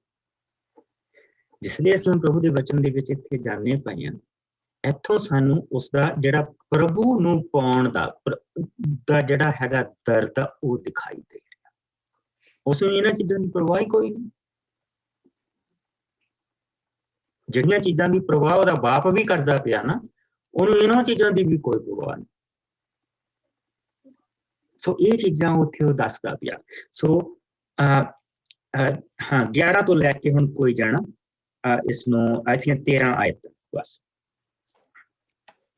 ਸੈਮੂਅਲ ਦਾ ਪੜ੍ਹਨਾ। ਹਾਂਜੀ। ਤਦ ਸੈਮੂਅਲ ਨੇ ਜੱਸੀ ਤੋਂ ਪੁੱਛਿਆ, ਕੀ ਤੇਰਾ ਹੋਰ ਕੋਈ ਪੁੱਤਰ ਹੈ? ਜੱਸੀ ਨੇ ਉੱਤਰ ਦਿੱਤਾ, ਹਾਂ, ਇੱਕ ਸਭ ਤੋਂ ਛੋਟਾ ਹੈ, ਪਰ ਉਹ ਭੇਡਾਂ ਦੀ ਰਖਵਾਲੀ ਕਰ ਰਿਹਾ ਹੈ। ਸੈਮੂਅਲ ਨੇ ਕਿਹਾ, ਉਸ ਨੂੰ ਤੁਰੰਤ ਸੱਦ, ਕਿਉਂਕਿ ਜਦੋਂ ਤੱਕ ਉਹ ਆ ਨਹੀਂ ਜਾਵੇਗਾ ਅਸੀਂ ਬੈਠਾਂਗੇ ਨਹੀਂ। ਸੋ ਜੱਸੀ ਨੇ ਆਪਣੇ ਛੋਟੇ ਪੁੱਤਰ ਨੂੰ ਸੱਦਣ ਲਈ ਘੱਲਿਆ। ਉਹ ਬਹੁਤ ਸੁੰਦਰ ਅਤੇ ਸਿਹਤਮੰਦ ਸੀ, ਉਸ ਦੀਆਂ ਅੱਖਾਂ ਵਿੱਚ ਚਮਕ ਸੀ। ਪ੍ਰਭੂ ਨੇ ਸੈਮੂਅਲ ਨੂੰ ਕਿਹਾ, ਇਹ ਹੀ ਹੈ, ਇਸ ਦਾ ਅਭਿਸ਼ੇਕ ਕਰ। ਸੈਮੂਅਲ ਨੇ ਤੁਰੰਤ ਆਪਣੀ ਜੈਤੂਨ ਦੇ ਤੇਲ ਦੀ ਕੁੱਪੀ ਲਈ ਅਤੇ ਜੱਸੀ ਦੇ ਸਭ ਤੋਂ ਛੋਟੇ ਪੁੱਤਰ ਦਾਊਦ ਦਾ ਅਭਿਸ਼ੇਕ ਉਸਦੇ ਭਰਾਵਾਂ ਦੇ ਸਾਹਮਣੇ ਕੀਤਾ। ਪ੍ਰਭੂ ਦਾ ਆਤਮਾ ਤੁਰੰਤ ਪੂਰੀ ਸ਼ਕਤੀ ਨਾਲ ਦਾਊਦ ਦੇ ਉੱਤੇ ਉਤਰ ਆਇਆ ਅਤੇ ਉਸ ਦਿਨ ਤੋਂ ਉਹ ਉਸ ਦੇ ਨਾਲ ਰਿਹਾ। ਇਹ ਕੰਮ ਕਰਕੇ ਸੈਮੂਅਲ ਉੱਥੋਂ ਰਮਾ ਨੂੰ ਚਲਾ ਗਿਆ। ਇੱਥੇ ਇੱਥੇ ਤੱਕ ਬੜੇ ਧਿਆਨ ਦੇ ਨਾਲ ਇੱਕ ਦੇਖਣ ਵਾਲੀ ਚੀਜ਼ ਹੈ, ਬੜੀ ਪਿਆਰੀ ਚੀਜ਼ ਹੈ ਕਿ ਜਿਸ ਵੇਲੇ ਉਸਨੇ ਕਿਹਾ ਕਿ ਤੇਰਾ ਕੋਈ ਹੋਰ ਪੁੱਤਰ ਹੈ, ਹਾਂ ਉਸਦੇ ਬਾਪ ਨੇ ਕਿਹਾ ਹਾਂ ਉਹ ਭੇਡਾਂ ਚਾਰਦਾ, ਲੇਕਿਨ ਜਿਸ ਵੇਲੇ ਉਹ ਆਇਆ ਤਾਂ ਉਸ ਨੂੰ ਦੇਖੋ ਪ੍ਰਭੂ ਨੇ ਇੱਕ ਖਾਸ ਚੀਜ਼ ਆ ਇੱਥੇ ਜੋ ਉਸਨੇ ਬਾਕੀਆਂ ਦੇ ਵਿੱਚ ਨਹੀਂ ਦੇਖੀ। ਸੋਹਣੇ ਤਕੜੇ ਉੱਚੇ ਲੰਮੇ ਬਾਕੀ ਦੇ ਭਰਾ ਵੀ ਸੀ, ਲੇਕਿਨ ਇੱਕ ਚੀਜ਼ ਜਿਹੜੀ ਸੀ ਉਹ ਸੀ ਅੱਖਾਂ ਦੀ ਚਮਕ। ਉਸਦੀਆਂ ਅੱਖਾਂ ਦੇ ਵਿੱਚ ਚਮਕ ਸੀ, ਪ੍ਰਭੂ ਦੀ ਖੋਜ ਦੀ ਨਿਸ਼ਾਨੀ। ਉਸਦੀਆਂ ਅੱਖਾਂ ਦੇ ਵਿੱਚ ਚਮਕ ਸੀ। ਪ੍ਰਭੂ ਨੇ ਸੈਮੂਅਲ ਨੂੰ ਕਿਹਾ, ਇਹ ਹੈ, ਇਸ ਦਾ ਅਭਿਸ਼ੇਕ ਕਰ। ਤਾਂ ਸੈਮੂਅਲ ਨੇ ਆਪਣੀ ਤੁਰੰਤ ਹੀ ਜੈਤੂਨ ਦੀ ਕੁੱਪੀ ਲਈ ਔਰ ਜੱਸੀ ਦੇ ਛੋਟੇ ਪੁੱਤਰ ਦਾਊਦ ਦਾ ਅਭਿਸ਼ੇਕ ਭਰਾਵਾਂ ਦੇ ਸਾਹਮਣੇ ਕੀਤਾ। ਭਰਾਵਾਂ ਦੇ ਸਾਹਮਣੇ ਕੀਤਾ। ਪ੍ਰਭੂ ਦਾ ਆਤਮਾ ਤੁਰੰਤ ਪੂਰੀ ਸ਼ਕਤੀ ਦੇ ਨਾਲ ਦਾਊਦ ਦੇ ਉੱਤੇ ਉਤਰ ਆਇਆ ਔਰ ਉਸ ਦਿਨ ਤੋਂ ਉਸ ਦੇ ਨਾਲ ਰਿਹਾ। And that is the main thing. ਪ੍ਰਭੂ ਦਾ ਜਿਹੜਾ ਆਤਮਾ ਉਸ ਦੇ ਨਾਲ, ਪ੍ਰਭੂ ਨੇ ਉਸ ਨੂੰ ਆਪਣਾ ਨਬੀ ਬਣਾਇਆ। ਇੱਕ ਨਬੀ ਹੋਣ ਦਾ ਦਰਜਾ ਉਸਨੇ ਪ੍ਰਾਪਤ ਕੀਤਾ ਔਰ ਉਸਦੇ ਆਤਮਾ ਦਾ ਜਿਹੜਾ ਆਨੰਦ ਔਰ ਉਸਦਾ ਜਿਹੜਾ ਜੋਰ, ਉਸਦੀ ਜਿਹੜੀ ਬੁੱਧੀ ਆ, ਉਹ ਉਸਨੇ ਪ੍ਰਾਪਤ ਕੀਤੀ। ਤੁਰੰਤ ਉਸਦੇ ਉੱਤੇ ਉਤਰ ਆਇਆ ਅਤੇ ਉਸ ਦਿਨ ਤੋਂ ਉਹ ਉਸਦੇ ਨਾਲ ਰਿਹਾ। ਇਹ ਕੰਮ ਕਰਕੇ ਸੈਮੂਅਲ ਰਾਮਾ ਨੂੰ ਚਲਾ ਗਿਆ। ਪ੍ਰਭੂ ਨੇ ਆਪਣੇ ਲਈ ਦਾਊਦ ਨੂੰ ਰਾਜਾ ਹੋਣ ਦੇ ਲਈ ਚੁਣ ਲਿਆ, ਵੱਖਰਾ ਕਰ ਲਿਆ, ਆਤਮਾ ਦੇ ਕੇ ਵੱਖਰਾ ਕਰ ਲਿਆ।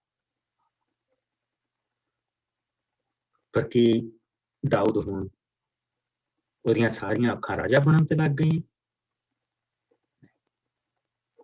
ਉਸਨੇ ਆਪਣਾ ਪ੍ਰਭੂ ਦੇ ਨਾਲ ਜਿਹੜਾ ਉਸਦਾ ਰਿਸ਼ਤਾ ਸੀ ਉਸਨੂੰ ਨਹੀਂ ਉਸਨੇ ਖਰਾਬ ਕੀਤਾ। ਸਾਮ 19 ਉਸ ਦੀਆਂ 1 ਤੋਂ 14 ਆਇਤਾਂ, 841 ਪੰਨਾ। ਔਰ ਕੋਈ ਜਾਣਾ ਸਾਮ 8 ਕੱਢ ਲਏ 1 ਤੋਂ 9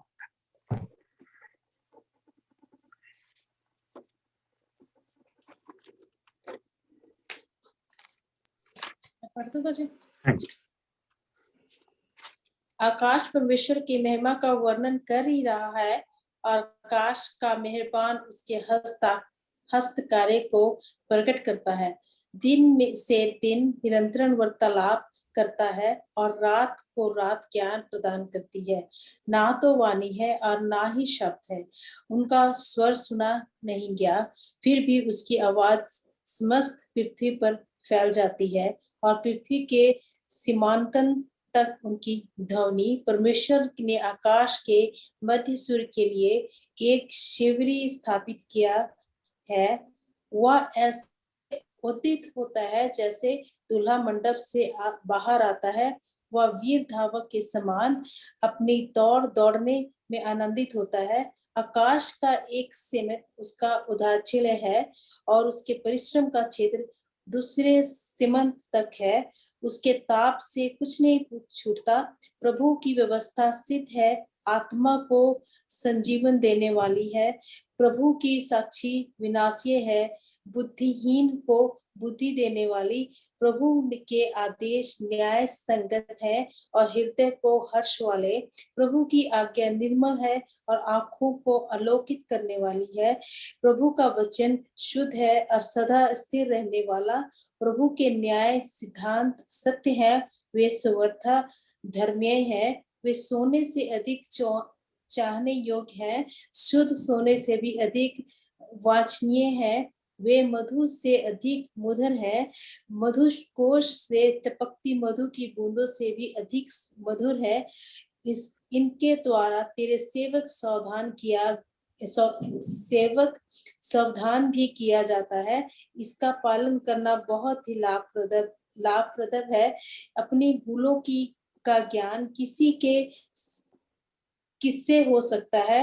तू प्रभु मुझे गुप्त देशों से मुक्त कर, अपने सेवक को धृष्ट पाप करने से रोक और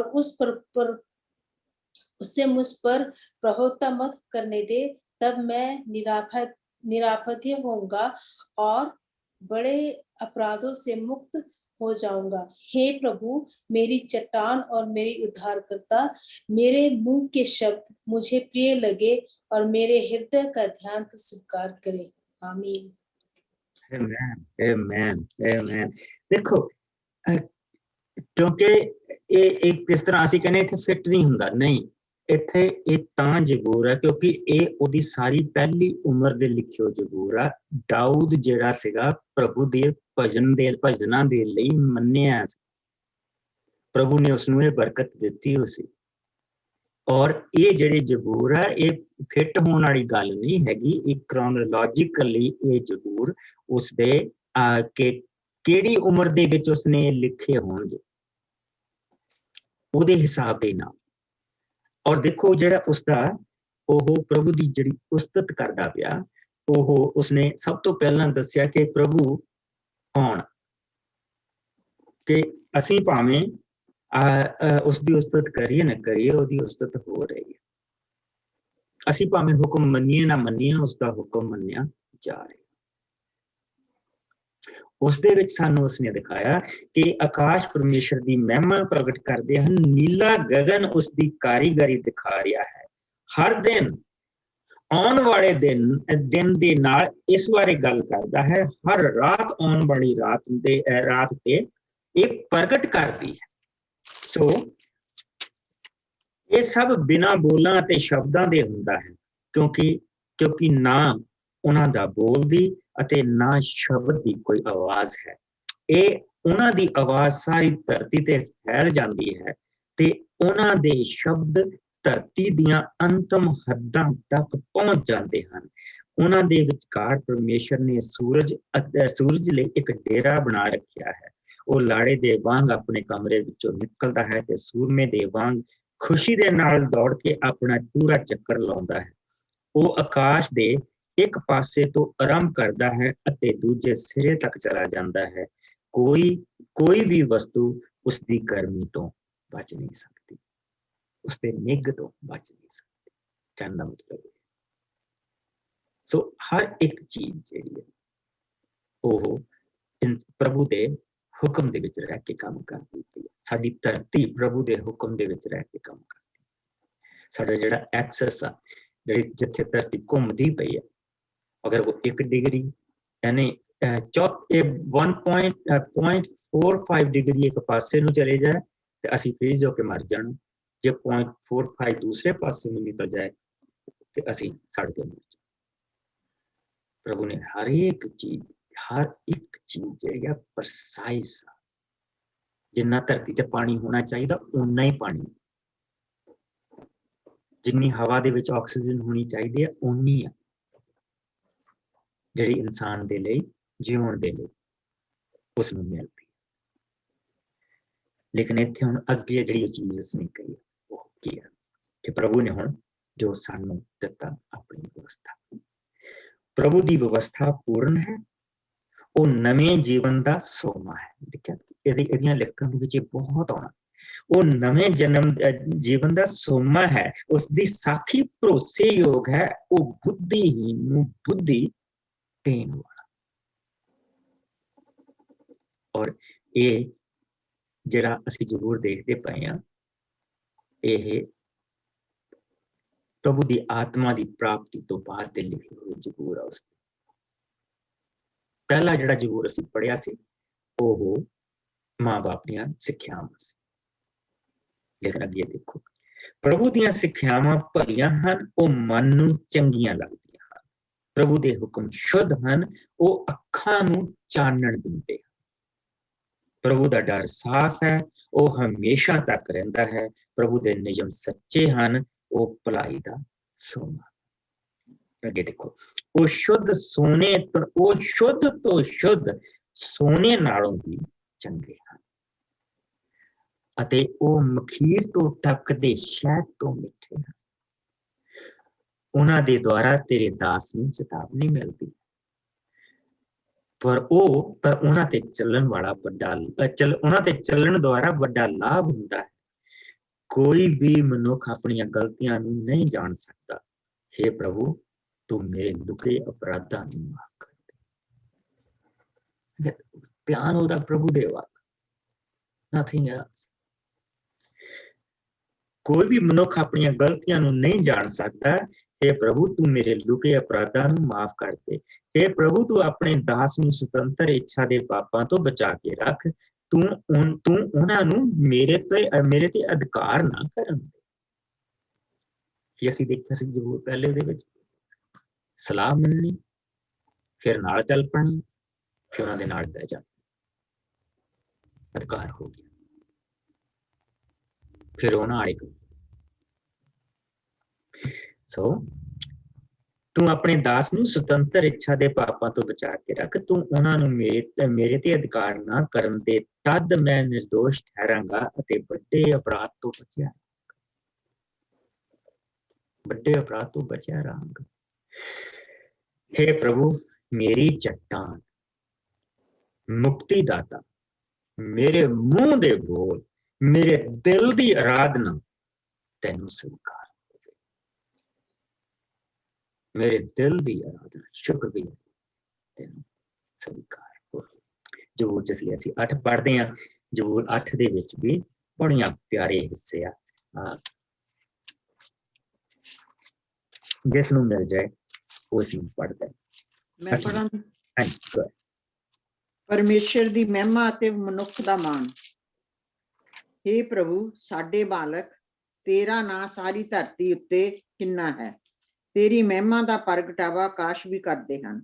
ਤੂੰ ਆਪਣੇ ਬੈਰੀਆਂ ਦੇ ਕਾਰਨ ਆਪਣੇ ਵਿਰੋਧੀਆਂ ਅਤੇ ਬਦਲਾ ਲੈਣ ਵਾਲਿਆਂ ਦਾ ਮੂੰਹ ਬੰਦ ਕਰਨ ਦੇ ਲਈ ਬੱਚਿਆਂ ਅਤੇ ਦੁੱਧ ਚੁੰਘਣ ਵਾਲਿਆਂ ਦੇ ਮੂੰਹੋਂ ਆਪਣੀ ਵੀ ਵਡਿਆਈ ਕਰਵਾਈ ਹੈ। ਜਦੋਂ ਮੈਂ ਤੇਰੇ ਆਕਾਸ਼ਾਂ ਵੱਲ ਉਤਾਂ ਝਾਤੀ ਮਾਰਦਾ ਹਾਂ, ਜੋ ਤੇਰੇ ਹੱਥਾਂ ਦੀ ਕਾਰਾਗਰੀ ਹਨ, ਚੰਦ ਅਤੇ ਤਾਰੇ ਜਿਨ੍ਹਾਂ ਨੂੰ ਤੂੰ ਬਣਾਇਆ ਹੈ, ਤਾਂ ਮੈਂ ਸੋਚਦਾ ਹਾਂ, ਮਨੁੱਖ ਕੀ ਹੈ ਜਿਸ ਨੂੰ ਤੂੰ ਯਾਦ ਕਰੇ, ਜਾਂ ਮਨੁੱਖ ਦੀ ਸੰਤਾਨ ਕੀ ਹੈ ਜਿਸ ਦਾ ਤੂੰ ਧਿਆਨ ਕਰੇ। ਤੂੰ ਉਸ ਨੂੰ ਆਪਣੇ ਨਾਲੋਂ ਕੁਝ ਹੀ ਘੱਟ ਬਣਾਇਆ ਹੈ।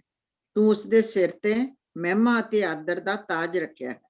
ਤੂੰ ਉਸ ਨੂੰ ਆਪਣੀ ਸਭ ਰਚੀਆਂ ਚੀਜ਼ਾਂ ਦਾ ਸਰਦਾਰ ਬਣਾਇਆ ਹੈ। ਤੂੰ ਸਭ ਕੁਝ ਉਸ ਦੇ ਪੈਰਾਂ ਹੇਠ ਕਰ ਦਿੱਤਾ ਹੈ। ਸਭ ਭੇਡਾਂ, ਬੱਕਰੀਆਂ ਅਤੇ ਗਾਈਆਂ, ਮੱਝਾਂ ਨੂੰ, ਜੰਗਲ ਦੇ ਜਾਨਵਰਾਂ ਨੂੰ, ਹਵਾ ਦੇ ਪੰਛੀਆਂ ਨੂੰ ਅਤੇ ਪਾਣੀ ਦੀਆਂ ਮੱਛੀਆਂ ਨੂੰ, ਸਮੁੰਦਰ ਦੇ ਵਿੱਚ ਤਰਨ ਵਾਲੀ ਹਰ ਚੀਜ਼ ਨੂੰ ਤੂੰ ਮਨੁੱਖ ਦੇ ਹੇਠ ਰੱਖਿਆ ਹੈ। ਹੇ ਪ੍ਰਭੂ ਸਾਡੇ ਮਾਲਕ, ਤੇਰਾ ਨਾਂ ਸਾਰੀ ਧਰਤੀ ਉੱਤੇ ਕਿੰਨਾ ਮਹਾਨ ਹੈ। ਆਮੀਨ। ਇਹ ਉਸ ਦੀਆਂ ਸ਼ੁਕਰਗੁਜ਼ਾਰੀਆਂ ਦੀ ਜ਼ਬੂਰ ਆ। ਦਾਊਦ ਬਹੁਤ ਗੁੱਡ ਸਿੰਗਰ ਸੀ ਔਰ ਉਹ ਜਿਹੜੀ ਉੱਥੇ ਜਿਹੜੀ ਰਵਾਬ ਸੀਗੀ ਉਹ ਵਜਾ ਕੇ ਉਹ ਗਾਉਂਦਾ ਸੀ।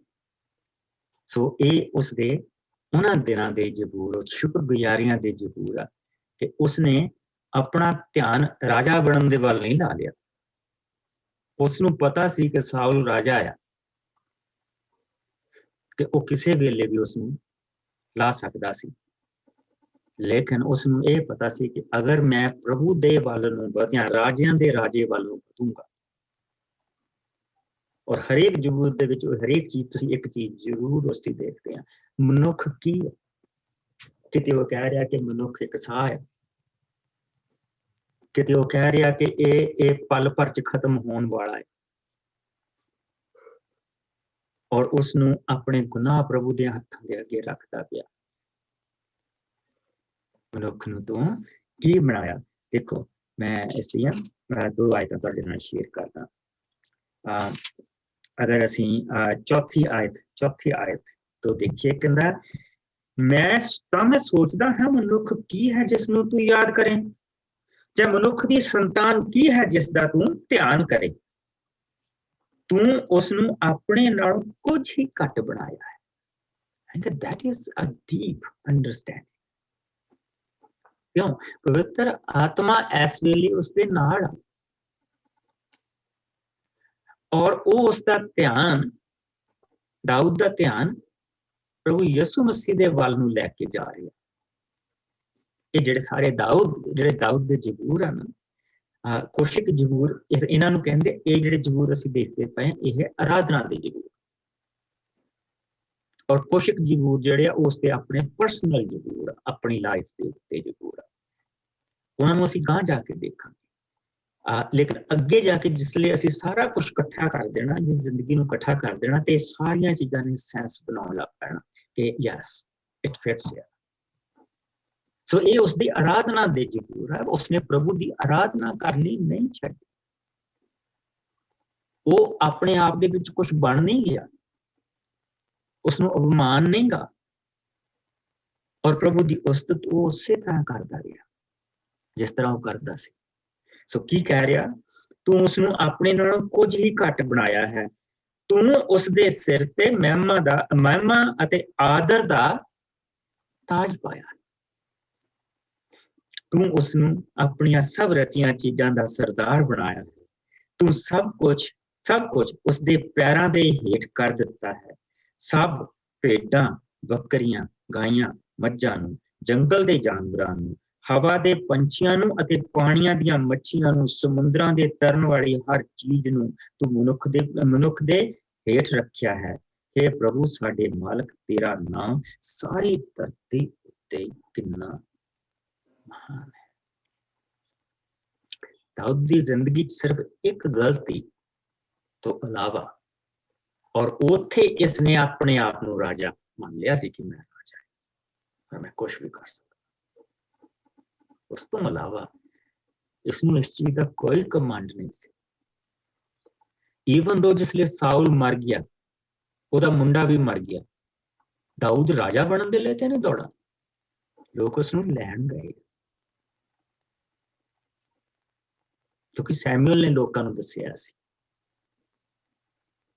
ਲੋਕ ਉਸਨੂੰ ਲੈਣ ਗਏ, ਰਾਜਾ ਬਣਾਉਣ ਦੇ ਲਈ ਲੈ ਕੇ ਆਏ। ਇਸਦੇ ਮਨ 'ਚ ਕਦੀ ਕਮਾਂਡ ਨਹੀਂ ਆਇਆ ਕਿ ਮੈਂ ਰਾਜਾ, ਔਰ ਇਸਦੇ ਮਨ 'ਚ ਇਹ ਵੀ ਕਦੀ ਕਮਾਂਡ ਨਹੀਂ ਆਇਆ ਕਿ ਪ੍ਰਭੂ ਨੇ ਮੈਨੂੰ ਰਾਜਾ ਹੋਣ ਦੇ ਲਈ ਚੁਣਿਆ।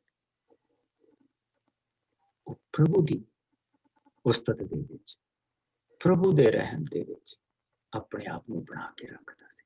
ਕਿਸੇ ਚੀਜ਼ ਦਾ ਕੁਛ ਨਹੀਂ। ਤੁਸੀਂ ਸਾਰੇ ਜ਼ਬੂਰ ਪੜ੍ਹ ਕੇ ਦੇਖ ਲਓ, ਜਿੱਥੇ ਰਾਜੇ ਦਾਊਦ ਦੇ ਜ਼ਬੂਰ ਲਿਖਿਆ ਨਾ, ਰਾਜਾ ਦਾਊਦ ਦਾ ਜ਼ਬੂਰ, ਤੁਸੀਂ ਸਾਰੇ ਜ਼ਬੂਰ ਦਾਊਦ ਦੇ ਨਹੀਂ ਗਏ। ਇਹਦੇ ਵਿੱਚ ਮੂਸਾ ਦੇ ਜ਼ਬੂਰ ਵੀ ਹੈਗੇ, ਇਸ ਦੇ ਵਿੱਚ ਨਬੀਆਂ ਦੇ ਜ਼ਬੂਰ ਵੀ ਹੈਗੇ ਆ, ਇਸ ਦੇ ਵਿੱਚ ਜਿਹੜੇ ਸੰਗੀਤ ਦੇ ਆਗੂ ਆ ਉਸ ਤੇ ਉਹਨਾਂ ਦੇ ਜ਼ਬੂਰ ਵੀ ਹੈਗੇ ਆ। ਸਾਰੇ ਜ਼ਰੂਰ ਨਹੀਂ ਹੈਗੇ ਇਸ ਤੇ, ਦਾਊਦ ਦੇ ਨਹੀਂ ਲਿਖੇ, ਬਹੁਤ ਸਾਰੇ ਲਿਖੇ ਹੋ ਪਰ ਸਾਰੇ ਨਹੀਂ। ਸੋ ਉਸਦੇ ਮਨ ਦੇ ਵਿੱਚ ਕਿਤੇ ਕਮਾਂਡ ਨਹੀਂ ਆਇਆ ਕਿ ਪ੍ਰਭੂ ਤੇਰਾ ਸ਼ੁਕਰ। ਇੱਕ 23ਵੇਂ ਜ਼ਬੂਰ ਦੇ ਵਿੱਚ ਉਸਨੇ ਪ੍ਰਭੂ ਦਾ ਉਸਦੇ ਲਈ ਧੰਨਵਾਦ ਕੀਤਾ, ਔਰ ਉਹ ਅਸੀਂ ਅੱਗੇ ਜਾ ਕੇ ਦੇਖਾਂਗੇ।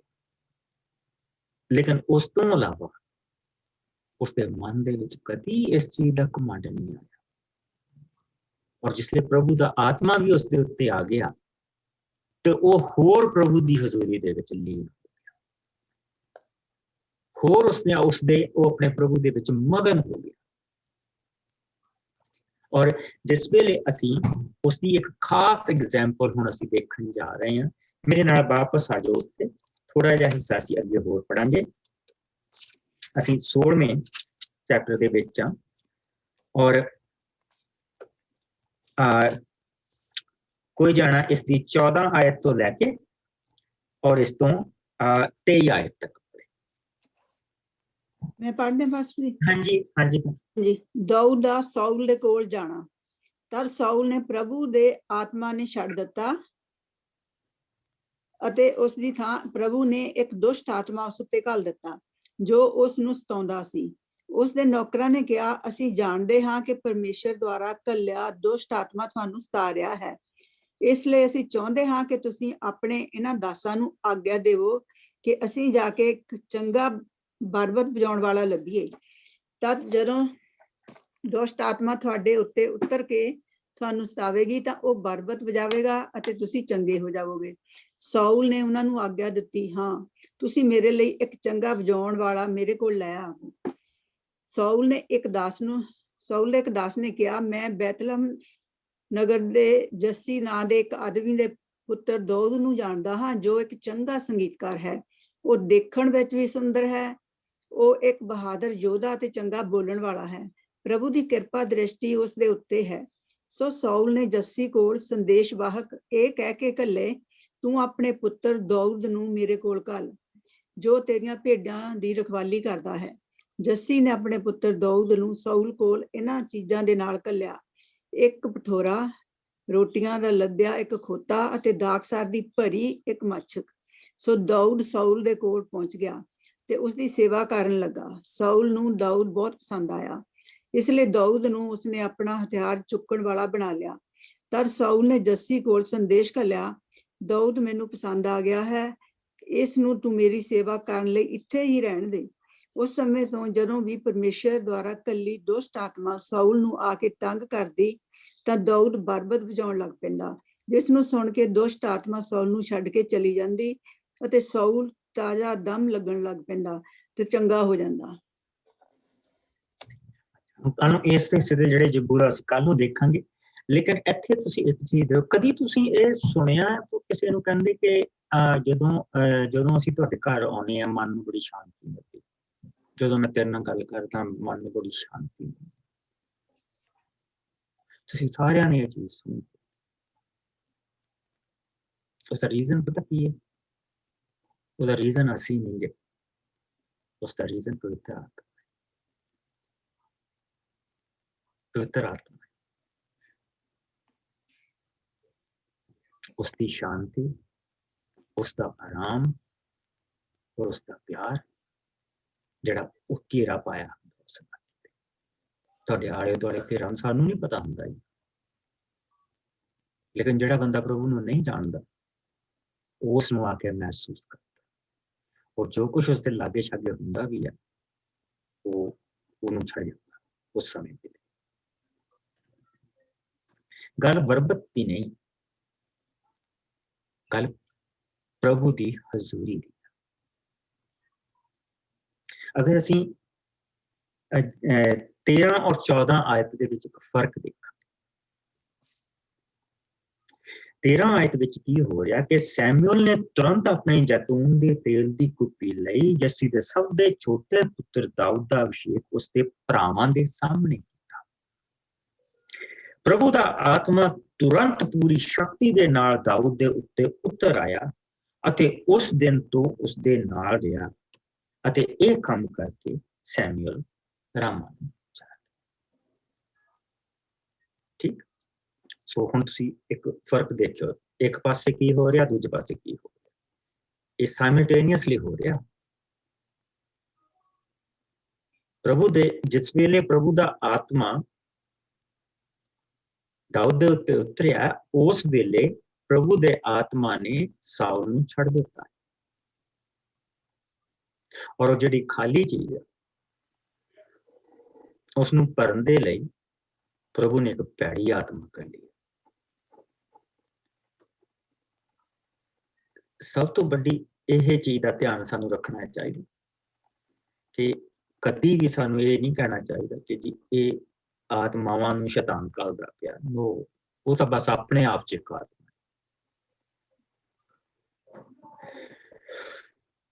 ਦੋਨੋਂ ਆਤਮਾਵਾਂ ਪ੍ਰਭੂ ਦਾ ਹੁਕਮ ਮੰਨਦੇ। ਜਿੱਥੇ ਪ੍ਰਭੂ ਦਾ ਆਤਮਾ ਉੱਥੇ ਤਾਂ ਪ੍ਰਭੂ ਦਾ ਆਤਮਾ ਹੈ। ਪਰ ਜਿਹੜੀ ਦੂਸਰੀ ਆਤਮਾ ਵੀ ਹੈ ਉਹ ਵੀ ਪ੍ਰਭੂ ਦਾ ਡਰ ਰੱਖਦੀ ਹੈ। ਸਾਨੂੰ ਕਿੱਦਾਂ ਪਤਾ?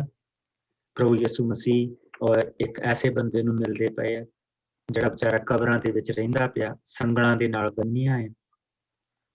ਔਰ ਜਿਸ ਵੇਲੇ ਉਹ ਪ੍ਰਭੂ ਯਿਸੂ ਉੱਥੇ ਗਏ ਆ ਤੇ ਉਹ ਕਹਿੰਦਾ ਤੁਸੀਂ ਸਾਨੂੰ ਹੁਣ ਅੱਗ ਦੇ ਕੁੰਡ ਵਿੱਚ ਸੁੱਟਣ ਆਏ ਆ। ਚੀਕਾਂ ਮਾਰਦਾ ਪਿਆ, ਸਾਡੇ ਤੋਂ ਦੂਰ ਚਲਾ ਜਾ।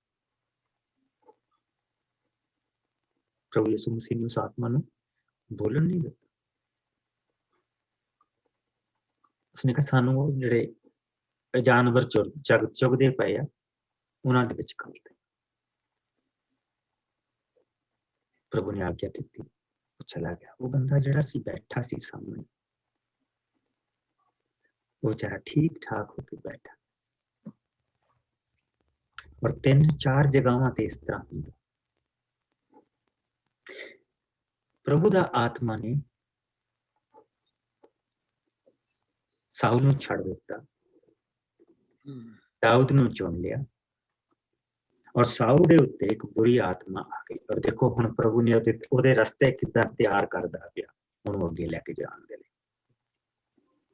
ਔਰ ਕਿਉਂਕਿ ਜਿੱਦਾਂ ਅਸੀਂ ਦੇਖਿਆ ਉਹਦੇ ਜ਼ਬੂਰ ਅਸੀਂ ਪੜ੍ਹਦੇ ਪਏ ਹਾਂ, ਕਈ ਜ਼ਬੂਰ ਸੈਂਸ ਨਹੀਂ ਬਣਾਉਂਦੇ, ਲੇਕਿਨ ਉਹ ਇੱਥੇ ਫਿੱਟ ਹੁੰਦੇ ਕਿ ਨਹੀਂ ਹੁੰਦੇ।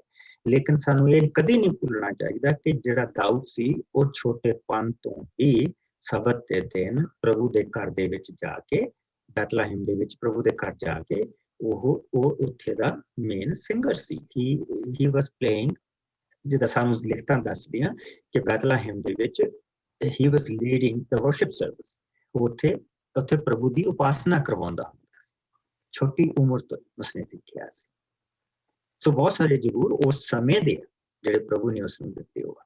ਸੋ ਇੱਥੇ ਜਿਸ ਲਈ ਅਸੀਂ ਇਹ ਦੇਖਦੇ ਪਏ ਹਾਂ ਕਿ ਉਹਨਾਂ ਨੇ ਕਿਹਾ ਕਿ ਰਾਜਾ ਇੱਕ ਬੰਦਾ ਹੈਗਾ ਔਰ ਉਹਨੂੰ ਅਗਰ ਅਸੀਂ ਲਿਆਈਏ ਤਾਂ ਉਹ ਬਰਬਤ ਬਹੁਤ ਸੋਹਣੀ ਵਜਾਉਂਦਾ, ਤੇ ਉਹ ਜਿਸ ਵੇਲੇ ਆਏਗਾ ਤੇ ਉਹ ਬਰਬਤ ਬਜਾਏਗਾ, ਯਾਨੀ ਕਿ ਭਜਨ ਬੰਦਗੀ ਕਰੇਗਾ, ਤੇ ਜਿਹੜੀ ਤੈਨੂੰ ਆਤਮਾ ਸਤਾਉਂਦੀ ਪਈ ਆ ਇਹ ਤੇਰੇ ਤੋਂ ਦੂਰ ਚਲੀ ਜਾਊ।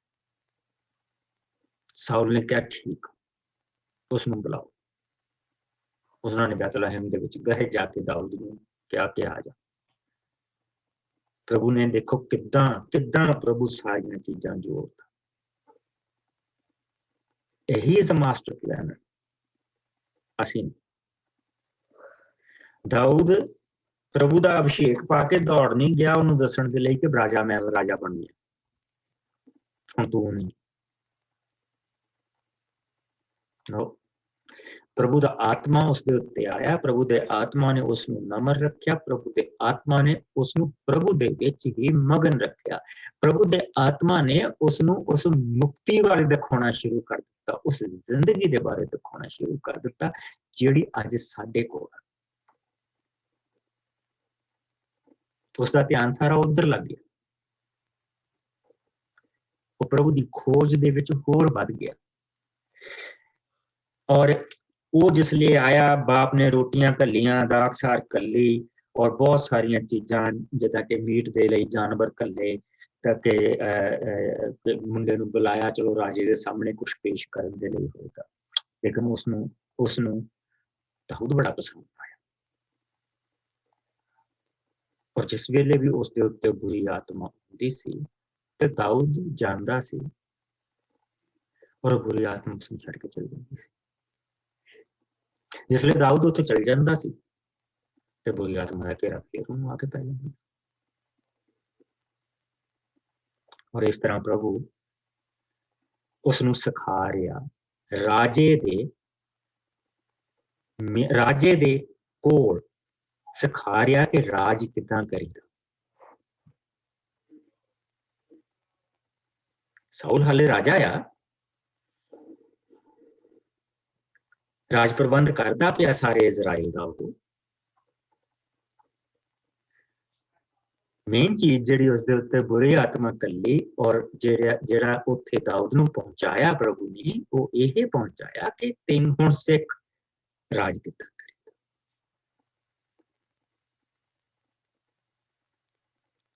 ये है साडे प्रभु दी विजडम, ये है साडे प्रभु दी बुद्धि।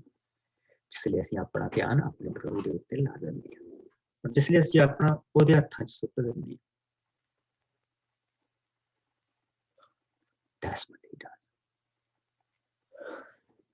और यस प्रभु ਨੂੰ ਅਸੀਂ ਜਾਣਦੇ ਹਾਂ जिसने दाऊद ਦੇ ਵਾਂਗ ਸਾਡਾ ਸਾਰਿਆਂ ਦਾ ਅਭਿਸ਼ੇਕ ਕੀਤਾ, ਉਹ ਸਾਨੂੰ ਆਪਣਾ ਆਤਮਾ ਦਿੱਤਾ। ਅਸੀਂ परमेश्वर की संतान कहलाते हैं। ये प्रभु की बरकत। दाऊद जिन्हां गल्लां दी मुक्ति दे बारे लिखता पिया, दाऊद जड़ियां चीजां दे बारे लिखता पिया, वो सारियां सानू प्राप्त होईयां। जरूर जिसले देखांगे उन्हां दे विचों ये चीजां दिखणियां कि प्रभु ने जो कुछ लिखवाया दाऊद दी अपनी जिंदगी दे उत्ते 3 या 4 जरूर आ मसी। बाकी जिहड़ा उस मुक्ति दाते दे बारे आ जिहड़ा आ रहा सी। सो इन्हां सारियां चीजां नूं असीं जोड़दे जावांगे, देखदे जावांगे और कल नूं असीं दाऊद दा किदां प्रभु ने उसनूं अगे एक कदम होर किदां लैके गया उसनूं देखांगे। और वही राजा जिहड़ा उहनूं प्यार करदा इन्ना, जिहड़ा जिसनूं चंगा बहुत लगा, और वही राजा उसनूं नफरत कितनी करदा पिया। उन्हां चीजां नूं देखांगे। प्रभु तुहानूं बरकत दे। I'm very thankful for you। बहुत शुक्रगुजारी है मेरे मन दे विच हुंदी कि जिहड़ी प्रभु ने तुहानूं भुख दित्ती है और तुसीं जिस दे नाल मेरे भी हत्थ मिठे हुंदे और मैनूं भी प्रभु दा वचन पढ़न दी एक तरह की बरकत मिलती। Let us pray। प्रभु जी तेरा बहुत शुक्र करते हैं तेरे इस पवित्र वचन दे लई। तेरा शुक्र करते हैं तो सानू प्रभु जी दाऊद दे वांग चुनिया और वखरे कीता। Yes, Lord. प्रभु जी तेरा शुक्र करते हैं तो साडा महान परमेश्वर आ, तू दयालु कृपालु। सानू भी प्रभु जी तू इसे तरह लैके आया अपनी नजदीकी दे विच, अपने प्यार दे विच। तेरे वचन तो प्रभु जी दिखाई दिंदा कि बेशक तू उसनूं राजा होने के लिए चुन लिया, पर उसका ध्यान सिर्फ तेरे वाल लगा है। इस तरह साडा ध्यान तू अपने वाल ला और सानू नवां गीत दे, नवी नवीं सोचां दे, नवांपन दे। उसते जरूरत प्रभु जी यही दस दे कि नवां जीवन, मुक्ति दी चट्टान, मेरे मुंह दे बोल प्रभु जी रहम कर अपने लोगों ते मेरे ते भी प्रभु जी। तेरा शुक्र करदे हां तू साडे सरीरक तौर ते प्रभु जी सानू तंदुरुस्ती देना। मैं अपने लिए मंगदा, मेरी बैक और प्रभु जी अपने नींह दे लई खुदाबंद मंगदा, और अपने भैन भरावां दी कमजोरी प्रभु जी जो उसते लिए मंगदा। खुदाबंद साडियां आत्मावां दे उत्ते प्रभु जी अपना रहम पा के रख, मन दे उत्ते अपना रहम पा के रख। आज प्रभु जी मैं ग्रेस हैरी दे लिए खास दुआ करदा खुदाबंद। उस बच्ची नूं प्रभु जी तू अपनी ताकत दे, ਬਹੁਤ ਭਾਰੇ ਸਮੇਂ ਦੇ ਵਿੱਚ ਜੋ ਗੁਜ਼ਰ ਰਹੀ ਹੈ ਪ੍ਰਭੂ ਜੀ, ਤੂੰ ਉਸ ਦੇ ਉੱਤੇ ਆਪਣੀ ਕਿਰਪਾ ਪਾ। ਮਨ ਨੂੰ ਸ਼ਾਂਤੀ, ਆਰਾਮ ਔਰ ਪ੍ਰਭੂ ਜੀ ਆਪਣੀ ਨਜ਼ਦੀਕੀ ਦੇ। ਦੁਆ ਕਰਦਾ ਪ੍ਰਭੂ ਜੀ ਮੈਂ ਰਾਜਨ ਦੇ ਲਈ, ਉਸ ਦੇ ਲਈ ਅਸੀਂ ਲਗਾਤਾਰ ਤੇਰੇ ਕੋਲੋਂ ਮੰਗ ਰਹੇ ਹਾਂ ਪ੍ਰਭੂ ਜੀ, ਔਰ ਤੇਰਾ ਰਹਿਮ ਉਸ ਦੇ ਉੱਤੇ ਹੋਏਗਾ ਖੁਦਾਵੰਦ। ਉਸ ਦੇ ਨਾਲ ਤੂੰ ਗੱਲ ਕਰ, ਉਸ ਦੇ ਮਨ ਦੇ ਨਾਲ ਗੱਲ ਕਰ। ਇਸੇ ਤਰ੍ਹਾਂ ਪ੍ਰਭੂ ਜੀ ਅੰਮ੍ਰਿਤ ਨੂੰ ਯਾਦ ਕਰਦੇ ਹਾਂ, ਮਾਨਵ ਨੂੰ ਯਾਦ ਕਰਦੇ ਹਾਂ ਪ੍ਰਭੂ ਜੀ। ਇਹਨਾਂ ਬੱਚਿਆਂ ਦੇ ਉੱਤੇ ਤੇਰੀ ਕਿਰਪਾ ਬਣੀ ਰਹੇ, ਔਰ ਸਾਡੇ ਬਾਕੀ ਦੇ ਬੱਚਿਆਂ ਦੇ ਉੱਤੇ ਵੀ ਤੇਰੀ ਕਿਰਪਾ ਬਣੀ ਰਹੇ, ਜੋ ਯੋਗ ਹੋ ਗਏ ਖੁਦਾਵੰਦ, ਜਿਨ੍ਹਾਂ ਨੂੰ ਜੀਵਨ ਸਾਥੀਆਂ ਦੀ ਲੋੜ ਹੈ। ਮੇਰੇ ਪਿਆਰੇ ਪ੍ਰਭੂ, ਉਹਨਾਂ ਸਭ ਦੇ ਉੱਤੇ ਤੂੰ ਆਪਣੀ ਕਿਰਪਾ ਪਾ। ਆਪਣੇ ਘਰ ਤੋਂ ਖੁਦਾਵੰਦ ਤੂੰ ਉਹਨਾਂ ਨੂੰ ਬਰਕਤ ਦੇ। ਪ੍ਰਭੂ ਜੀ ਮੈਂ ਆਪਣੀ ਭੈਣ ਭਰਾ ਰਾਜ ਦੀ ਬੇਟੀ ਨੂੰ, ਕਿਰਨ ਨੂੰ ਤੇਰੇ ਕੋਲ ਲੈ ਕੇ ਆਉਣਾ ਖੁਦਾਵੰਦ। ਤੇਰੇ ਕੋਲੋਂ ਪ੍ਰਭੂ ਜੀ ਅਸੀਂ ਮੰਗਦੇ ਹਾਂ ਖੁਦਾਵੰਦ, ਤੂੰ ਉਸ ਦੇ ਬੱਚੀ ਦੇ ਉੱਤੇ ਵੀ ਆਪਣਾ ਰਹਿਣ ਦੀ ਨਜ਼ਰ ਪਾ। ਤੂੰ ਦਿਆਲੂ ਕਿਰਪਾਲੂ ਪਰਮੇਸ਼ਰ ਹੈ ਪ੍ਰਭੂ ਜੀ, ਜ਼ਿੰਦਗੀਆਂ ਨੂੰ ਬਣਾਉਣ ਵਾਲਾ ਪ੍ਰਭੂ।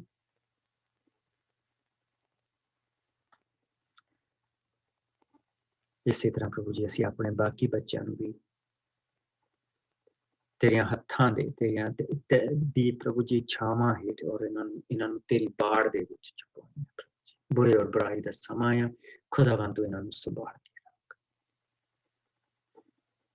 ਆਪਣੇ ਆਪ ਨੂੰ, ਆਪਣੇ ਭੈਣਾਂ ਭਰਾਵਾਂ ਨੂੰ ਪ੍ਰਭੂ ਜੀ ਮੈਂ ਤੇਰੇ ਪਵਿੱਤਰ ਯਿਸੂ ਨਾਮ ਦੇ ਵਿੱਚ, ਪ੍ਰਭੂ ਯਿਸੂ ਮਸੀਹ ਦੇ ਲਹੂ ਦੇ ਵਿੱਚ, ਔਰ ਪ੍ਰਭੂ ਯਿਸੂ ਮਸੀਹ ਦੀ ਕਿਰਪਾ ਔਰ ਸ਼ਾਂਤੀ ਦੇ ਵਿੱਚ ਇਹਨਾਂ ਨੂੰ ਛੁਪਾਓ।